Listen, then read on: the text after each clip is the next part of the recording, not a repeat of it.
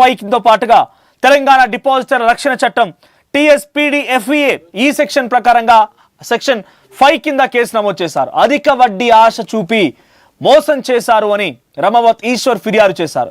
Real estate, cement import and export పేరుతో 44 లక్షల రూపాయల పెట్టుబడులు పెట్టించారని బాధితుడు ఆందోళన వ్యక్తం చేస్తున్నాడు.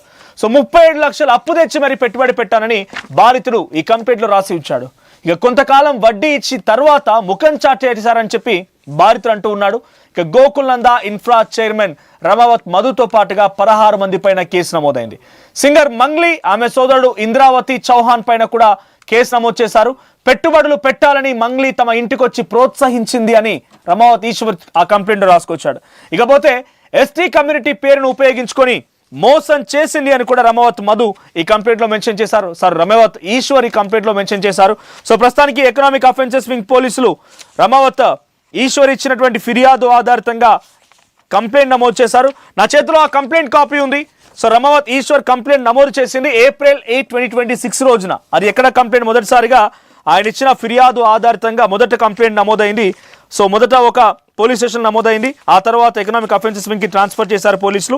సో మొదట ఇప్పుడు 2 జూన్న ఇప్పుడు మళ్ళీ ఎకనామిక్ అఫెన్సెస్ వింగ్కి ఈ కేసు ట్రాన్స్ఫర్ అయింది. అంతకంటే ముందు ఈ కేసు నమోదైంది చైతన్యపురి పోలీస్ స్టేషన్లో. సో 2 ఎఫ్ఐఆర్లు ఉన్నాయి.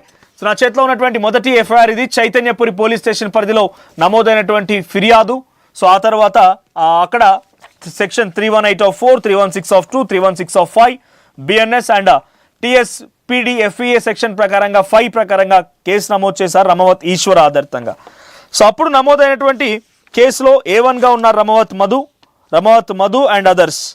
వీళ్ళందరూ కూడా దీంట్లో A1గా ఉన్నారు. సో అదర్స్లో 16 మంది ఉన్నారు. దాంట్లో మంగ్లీ పేరు కూడా ఇంక్లూడ్ చేసి ఉంచారు. సో ఒకసారి ఆ కంప్లైంట్ చదివి వినిపించే ప్రయత్నం చేస్తాను. సో ఎకనామిక్ అఫెన్సెస్ వింగ్కి ట్రాన్స్ఫర్ అయిందంటే అర్థం చేసుకోవాలి ఎకనామిక్ అఫెన్సెస్ వింగ్ పోలీసులు రంగంలోకి దిగి ఈ చిట్టా మొత్తం విప్పబోతున్నారు. డబ్బులు ఎక్కడున్నాయి, మంగ్లీ పాత్ర ఏంటి, వాళ్ళ అకౌంట్లను కూడా పరిశీలించే అవకాశం ఉంది. ఇప్పటివరకు నమోదైనటువంటి కేసులన్నీ కూడా పంజాగుట్టలో నమోదైనటువంటి కేసు ఏమో అడ్వకేట్ సుబ్బారావు ఇచ్చినటువంటి ఫిర్యాదు ఆధారితంగా నమోదైన కేసు. ఆ తర్వాత ఇక్కడ చైతన్యపురి పోలీస్ స్టేషన్లో ఎక్కడైతే రమావత్ ఈశ్వర్ ఇచ్చాడో ఈ కేసు కూడా చైతన్యపూర్ పోలీస్ స్టేషన్ నమోదైనటువంటి కేసులో కేవలం ఒక చీటింగ్ కేసు మాత్రమే నమోదైంది. ఇప్పుడు ఎకనామిక్ అఫెన్సెస్ వింగ్కి ఈ కేసు ట్రాన్స్ఫర్ అయిందన్నప్పుడు ఎకనామిక్ అఫెన్సెస్ వింగ్ మాత్రం చాలా సీరియస్గా తీసుకునే అవకాశం ఉంది.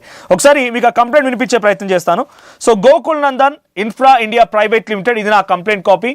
So Banjara food and beverages LLP, Shubhakshetra projects private limited and brand mentors private limited company పేర్లతో నమ్మక ద్రోహం మరియు పెట్టుబడి ఆర్థిక మోసానికి సంబంధించినటువంటి ఫిర్యాదు ఇది. సో ఇక్కడ ఏం రాసి ఉంది, రమావత్ శివ అనే వ్యక్తి కొత్తపేటలో నేను నివసించే నివాసానికి అప్పుడప్పుడు వచ్చేవాడు.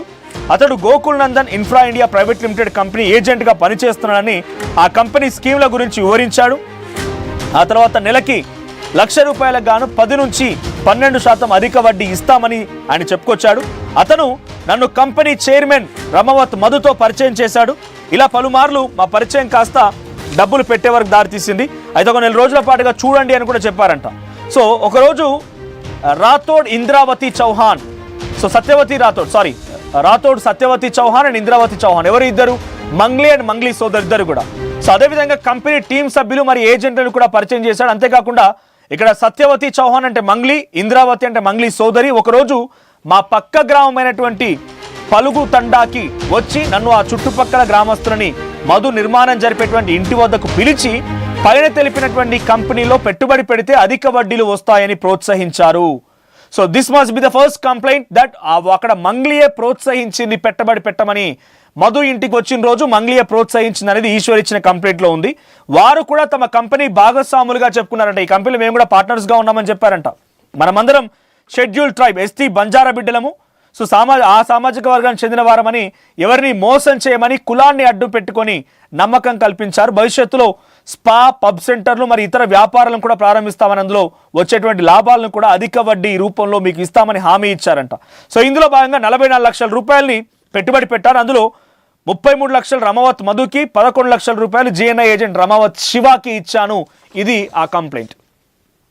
సో దీంట్లో for the first time Mangli పేరు మెన్షన్ చేయడంతో మంగ్లీ పేరును కూడా ఇటు పోలీసులు ఆ ఎఫ్ఐఆర్లో అక్యూజర్ లిస్ట్లో వేయకపోయినా కూడా ఇక్కడ చాలా క్లియర్గా content of the case, so content of the case ఉంది కాబట్టి ఆ కేసు ప్రకారంగా పోలీసులు ఆ కాంటెంట్ ఆఫ్ ద కేసులో కూడా రమావత్ ఈశ్వర్ ఇచ్చినట్టు కంపెనీలో మంగ్లీ పేరుని మంగ్లీ సోదరి ఇంద్రావతి పేరుని కూడా మెన్షన్ చేశారు.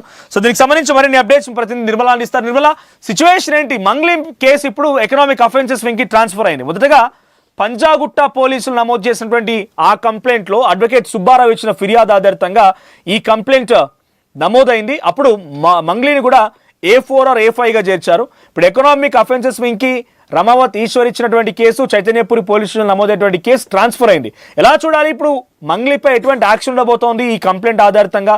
లేదు, అటు రమావత్ మధు ఆల్రెడీ జైల్లో ఉన్నాడు. సో బయట ఉన్నటువంటి శివాకి కానీ ఇంద్రావతి కానీ ఎటువంటి ఎఫెక్ట్ ఉండబోతోంది? ఎకనామిక్ అఫెన్సెస్ వింగ్ ఏ రకంగా దీన్ని విచారించబోతున్నారు?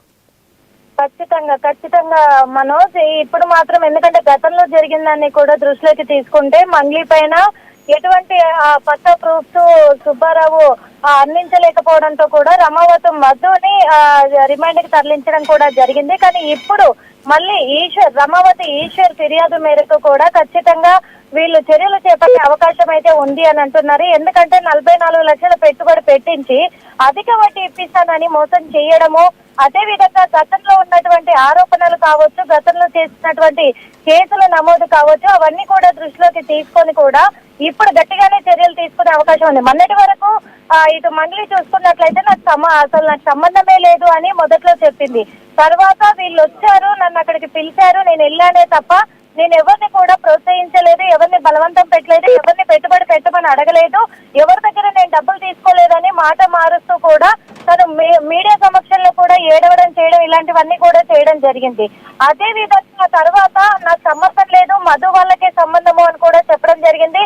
అందుకు మధు వాళ్ళ మీద ఆల్రెడీ యాక్షన్ తీసుకోవడం కూడా జరిగింది. కానీ ఇప్పుడు ఏంటంటే కొత్తగా గోకుల్నందన్ ఇన్ఫ్రా చైర్మన్ రమావత్ మధుతో పాటు 16 మంది పైన కేసు అవ్వడం అనేది, అందులో ఇటు సింగర్ మంగ్లీ, ఆమె సోదరి ఇంద్రావతి కూడా సింగరే, తను కూడా ఆమె కూడా ఫేమస్ అయిన వ్యక్తే కాబట్టి వీళ్ళిద్దరి పైన కూడా కేసు నమోదు అవ్వడం అనేది ఇప్పుడు పోలీసులు దీన్ని సీరియస్ గా తీసుకోబోతున్నారు. తీసుకొని ఖచ్చితంగా కూడా చర్యలు చేపట్టే అవకాశం కూడా కనిపిస్తూ ఉంది. మరి పెట్టుబడులు పెట్టాలి అని మంగ్లీ తమ ఇంటికే వచ్చినట్టుగా కూడా వాళ్ళు చెప్తూ ఉన్నారు. అన్ని పక్కాగా కూడా వాళ్ళు చూపిస్తూ ఉన్నారు. అందులో ఒకటి ఎస్సీ కమ్యూనిటీ పేరుతోటి ఆమె చేసిన మోసాన్ని మేము భరించలేకపోతున్నాము, ఒక ఎస్సీ బిడ్డ అయ్యుండి మాకు అన్యాయం జరిగింది, అన్యాయం చేసింది అని చెప్పేసి కూడా వాళ్ళు మొత్తం కూడా కమ్యూనిటీ వాళ్ళే ఆందోళన వ్యక్తం చేస్తూ ఉన్నారు. అందులో ఒకటి చాలా మంది కూడా లక్షలు కోల్పోయి ఉన్నారు. వాళ్ళ ఆస్తులన్నీ బంగారం అంతా కూడా తాకట్టు పెట్టుకొని మరి మేము డబ్బులు తెచ్చిచ్చాము, ఆ డబ్బులన్నీ కూడా వాడుకొని ఈ రోజు మాకు ఎటువంటి అసలు న్యాయం జరగని ఎడల కూడా మమ్మల్ని ఫస్ట్ టైం నాకు తెలిసి మంగ్లీ ఈ ఆరోపణలు ఎదుర్కొన్నటువంటి కేసులో మంగ్లీ మమ్మల్ని ప్రేరేపించింది, ప్రోత్సహించింది పెట్టుబడి పెట్టమని చెప్పినటువంటి కంప్లైంట్ ఏప్రిల్లో నమోదైంది. ఆ తర్వాత ఇప్పుడు ఎకనామిక్ అఫెన్సెస్ వింగ్ వచ్చింది. సో ఆమె ప్రేరేపించింది, మధు ఇంటి దగ్గరికి నాతో పాటుగా మరికొంతమంది గ్రామస్తులు వెళ్ళి ఆమె మొహం చూసే పెట్టుబడి పెట్టామనేది రమావత్ ఈశ్వర్ ఇచ్చిన కంప్లైంట్. సో ఇప్పుడు ఎకనామిక్ అఫెన్సెస్ వింగ్ మేము కూడా భాగస్వాములమే అని ఆ వ్యక్తిని మోసగించింది అనే రకంగానే ఇక్కడ తెలంగాణ